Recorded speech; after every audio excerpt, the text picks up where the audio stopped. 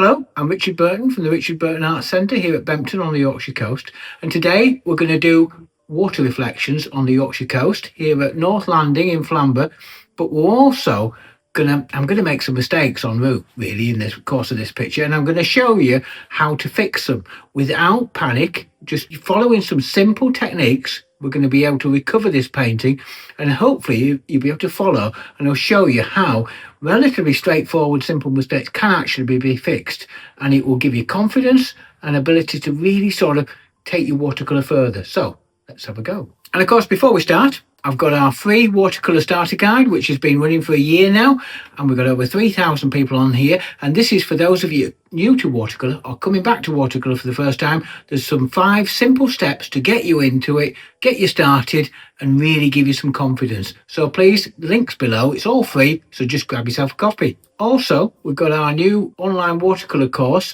which is designed using my 20 years of teaching, 40 years of painting. All those elements go into this course, and it's, if you want to get into more detail, really take your watercolour further and really sort of get an understanding of all the techniques that go with watercolour, have a look. It's in the website below, it's in the link below, and if you fancy having a go, enrol. Okay, so here, let's get on with it. I'm going to take the paper down. It's a 300 grams not surface paper that is carefully placed and taped down on all 4 quarters. And then what we're going to do is start the drawing. The drawing, what I'm looking for first of all is the horizon line. Let's get that in. Let's anchor the place in. Let's just anchor the scene in position. It's good to get your horizon line in first. From there, I'm going to work along. Actually, I'm going to put the foreground in first. Just establish the foreground, because I'm going to have this little boy fishing, just sitting on that rock, providing that bit of interest that leads my eye into this wonderful, majestic cliff scene. Then from that, I'm then going to put the cliffs in, work my cliffs to get the size of them. They are slightly receding away, but not that much, but they are slightly receding away, so I need to capture that feel. Also give an indication of some of the caves and the coves, just to capture sufficient detail so that we can pick them up with a brush later, and then put the boat in, which is the North Landing cobble. I want to make sure that I get it the right scale, so it's not too big in relation to the cliffs. Probably going to take a couple of efforts to get that right, just to get that in. And then we're about ready to start painting.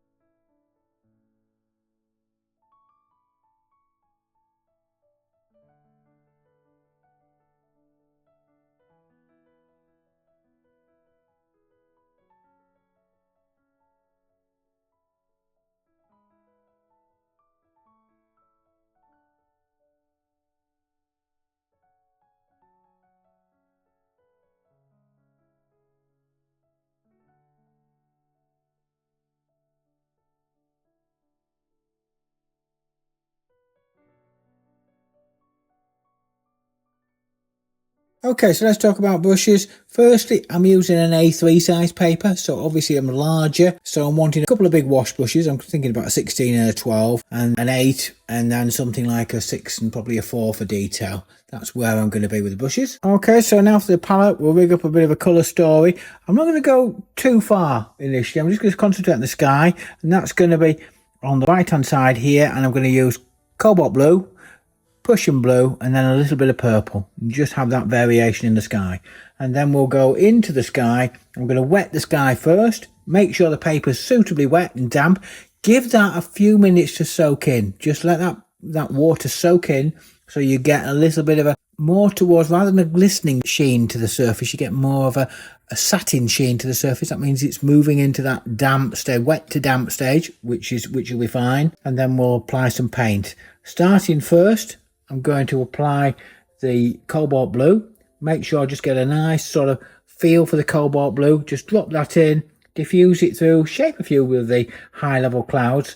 Even when I've done that, let that soak in. But as I come down, I'm going to add a little bit of the Prussian blue, just so I get a bit of that colour change. It will help give me that feeling of colour perspective and depth to the sky.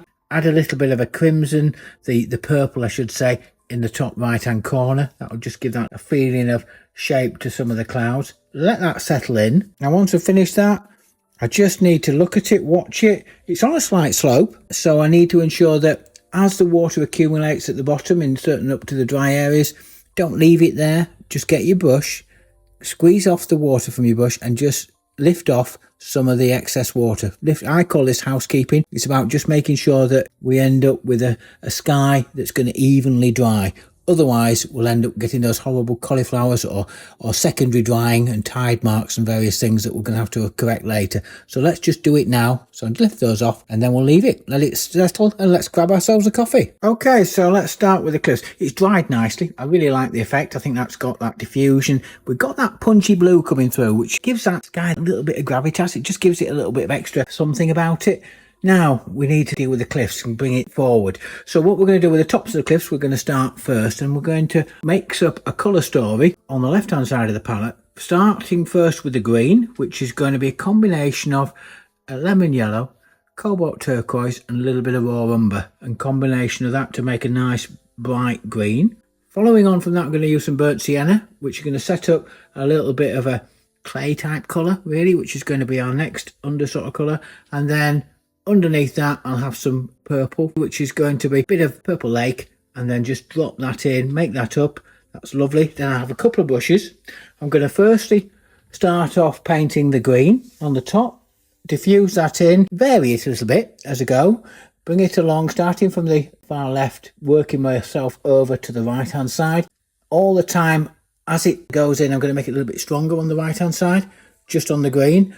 Once I've done the green, I'm then going to mix in a little bit of the clay colour, which is that burnt sienna. Just drop that in parts just to give that variation, that clay coming through the cliffs, and then drop in a little bit of the purple towards the cliff edge, just so that I get a feeling of the differential between the grass and the cliff, and then drop that in. And then once I work my way through that layer, it's still damp, I'm going to mix in some cobalt blue into the green with a little bit of burnt sienna, a bit of a mixture, just make a dark, and just drop some of those darks on the edge of the cliffs into the shadows on the cliff top, and just generally give it a bit of shape. And then once that's done, let that pause for a moment, then go over to the right hand side of my palette and then mix in a pale grey colour, which is going to be a distant grey, cobalt blue and light red. Just start off with the lighter tones of the cliffs and work from the left hand side to the right this time, just dropping those in as I go. And then once I've just started that, I'm also going to get some light colour, light tone of yellow ochre, and just give a little bit of highlight into the cliffs as well, just to pick up that. And then gradually just, it's a case of lost and found edges. I'm going to have some soft edges and hard edges, but just put that layer of lighter tone into the cliff face. Once I've done that, just we'll let it dry and then we'll come back to it.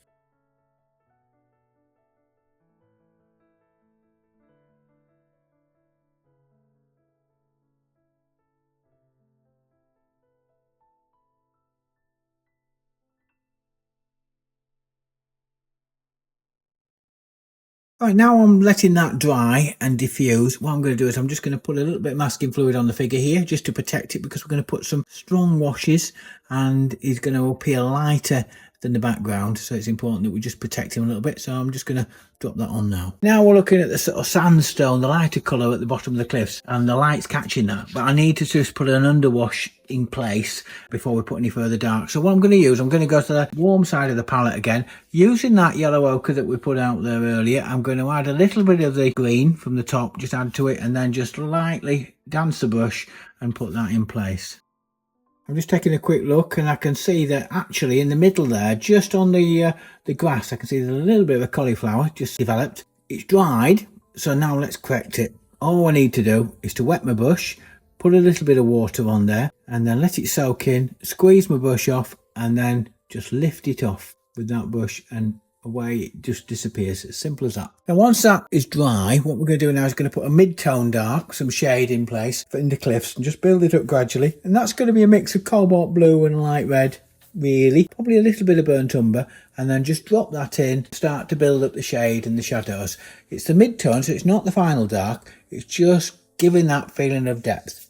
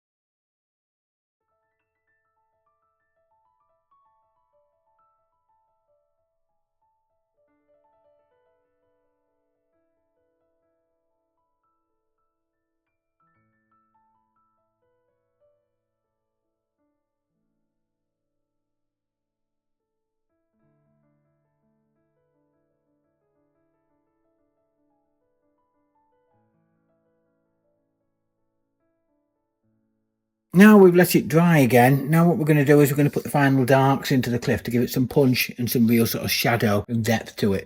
I start with ultramarine blue and burnt sienna with a little bit of crimson in it, and also pinch a little bit of the dark from the other side as well. So I've got a mixed depth to the dark. Drop it into the shadows and the caves using a couple of brushes, one to put it in and one to shape it and diffuse it a little bit as well, so it just breaks up, so it's not all about hard edges. And then gradually work that across the paper, bring in all those depths into play. I'm also going to use a little bit of burnt sienna just back on the top of the cliffs, just where they meet up with the grass again, just to sort of give that feeling a little bit of depth in there and a little bit of a colour change. And then when I've done that, I'm also going to use some darks into the top as well, just to give us some more shadow, just building up those shadows to give that feeling of 3-dimension. Now these darks will make the highlights sing back. That's what the key, they'll make the highlights sing and it will give us that feeling of 3-dimension.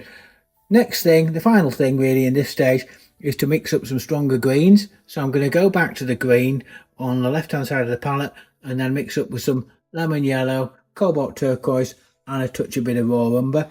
Just give it a little bit of brightness to it and just drop in a light wash of some of those onto the cliffs just to bring out the green. And then we'll let that dry.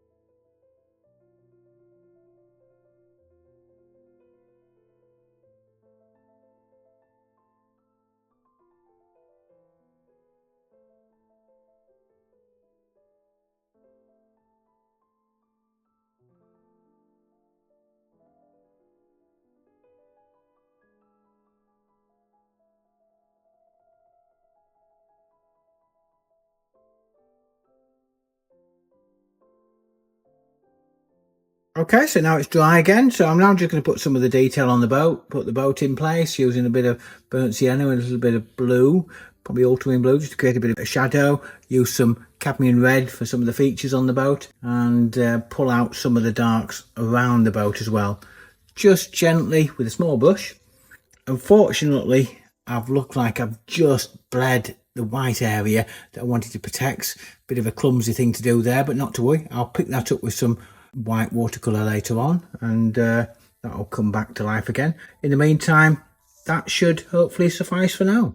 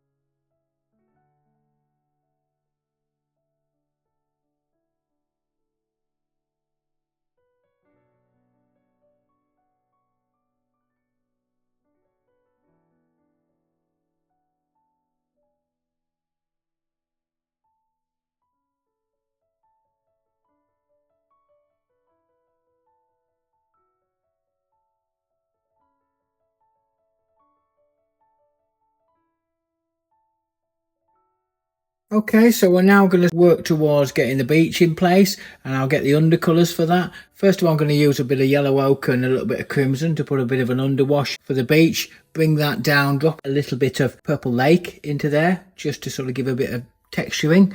And then as I come round, I'm going to put the undercolour of the rocks. Now the rocks are quite a nice bright colour, but nonetheless they've got a green hint to them. So I'm going to pick out some of my already mixed green grey that I've got in place on my palette now.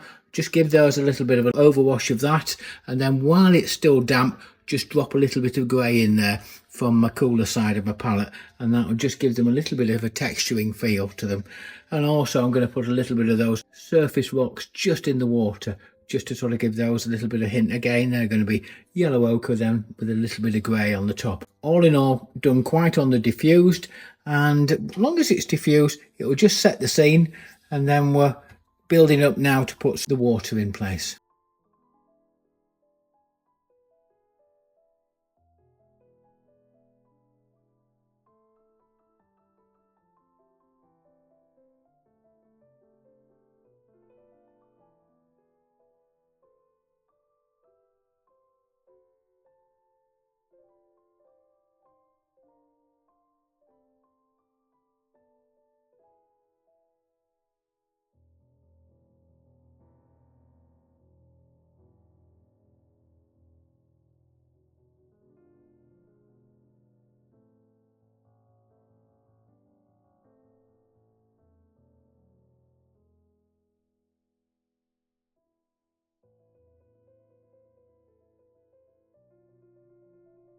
Okay, so I've just been a little bit clumsy with the boat earlier, so what I'm going to do is just quickly pull out some of the highlights using a little bit of Chinese white with a little bit of blue, just because it's got a hint of shade to it for the highlights. And I'm also going to use some cadmium red just to bring out the features on the boat. It just gives that a little bit more colour and a little bit more sparkle. The thing about watercolour, it's such a dynamic medium, you don't need to rush and panic about anything. Anything that goes wrong, the best thing to do is to leave it, let it dry, and then come back to it. You know, you don't have to do it at the moment. You can pause, give yourself time to dry, and then come back to it. And you can lift off, or we can just add to it and alter it. Very easy to do, but you just need to know that technique.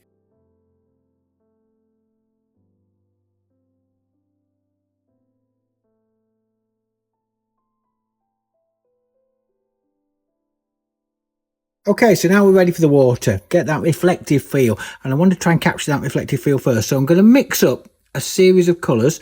Start with yellow ochre for the warm highlight reflections. And then I'm going to use some cobalt turquoise and ultramarine blue with some yellow ochre and a little bit of crimson, just to create a dark that I can drop in and try and catch out that reflective. Now it's all going to be done onto a moist and damp surface, so I'm going to wet the paper first and then put the highlights on first, put the lighter on colours on first, and then as I come across I'm going to add the darks and drop those in, and going to be vertical marks that I can just drop those in, let them diffuse, and then as I work that in, I'm then going to mix in a little bit of purple to create a purple mix in the foreground, which is just going to capture that shallow moving water. And then once that's in place, I'll then use some blue on the left hand side and bring that down to be a stronger color for the open sea color. Bring that down and sweep that into towards the cliffs, all done on the diffused moist surface. Now we'll see how it looks, but let's just get it in and then let it diffuse.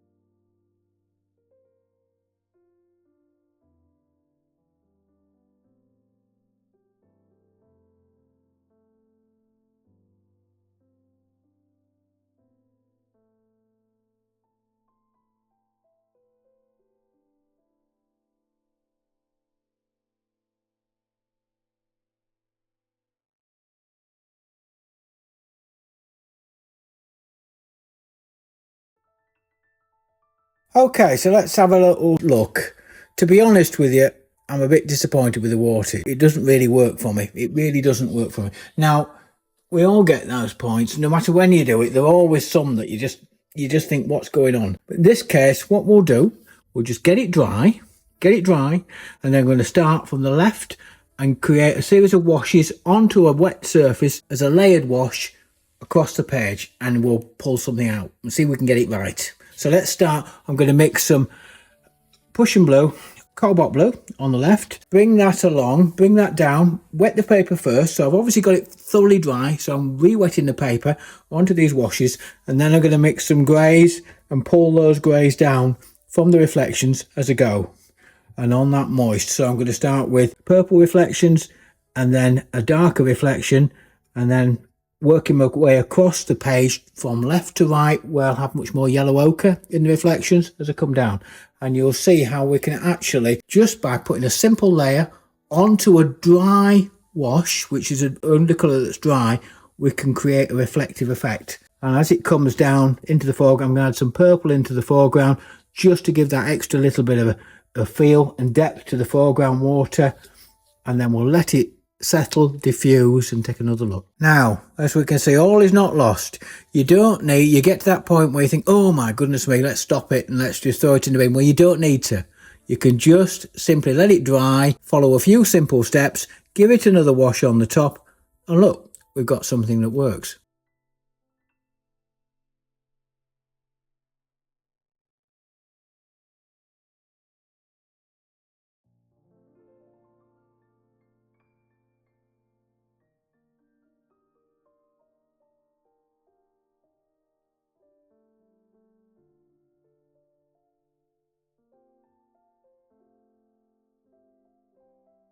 Okay, once again, after letting that water thoroughly dry, I'm now going to come back to the beach and add some detail, shape some of the rocks, these smaller rocks, and then put some shape and shadow onto the bigger rocks, and then add some little bit of detail. That's the sort of approach. So it's going to be some greens and darks for the rocks, for the small rocks I should say, and then for the bigger rocks I'm going to just wet the surface of those and then just drop in some shadow to let it diffuse, so you get that mottled look to the rock. If you do that on a damp or a moist surface, you'll really get quite a good effect. If you do it on a dry, you're probably going to get not so good effect. So it just wants to be carefully applied onto a moist surface. And then I'll just follow on with a few darks here and there and pull out some of the details.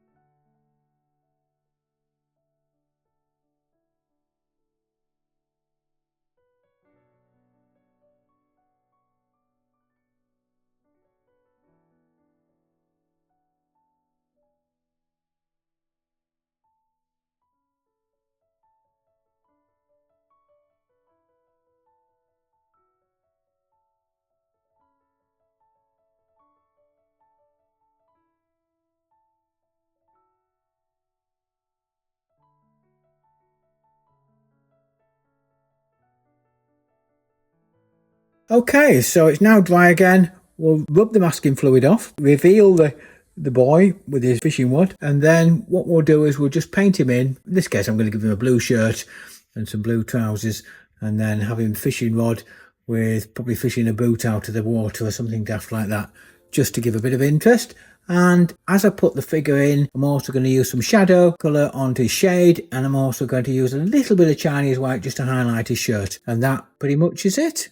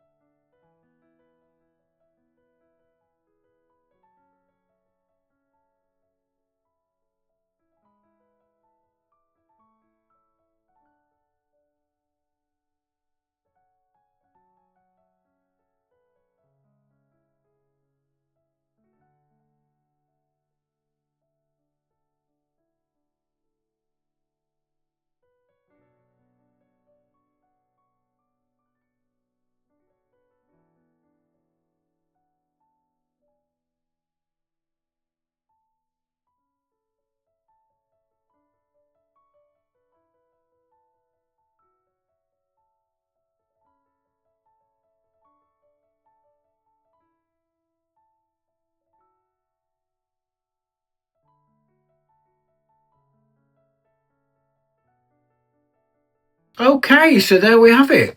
Flamborough, North Landing, on a summer's day with the boat just about to go out and little boy fishing.